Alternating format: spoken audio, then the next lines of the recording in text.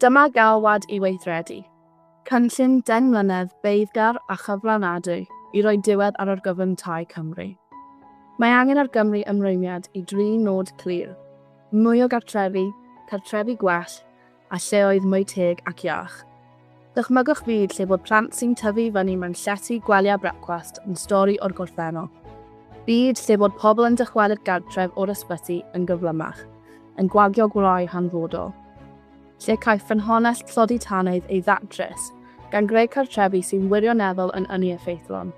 Gwelwn ni ail oes air I adeiladu tai cymdeithasol sy'n creu miloedd o swyddi a phrentisiaethau. Dychmygwch pe bai mewn cyflawni hynny.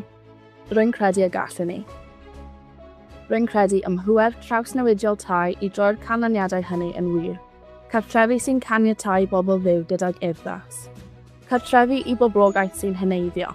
Cartrefi sy'n defnyddio technoleg newydd. Cartrefi sy'n cadw pobl yn deng, nid yr hinsawdd. Cartrefi yng nghalon ein cymunedau yn rhoi'r llwyfan I bobl I weithio, dysgu, ffynnu ac aros yn iach. Cartrefi ar gyfer pob dyfodol.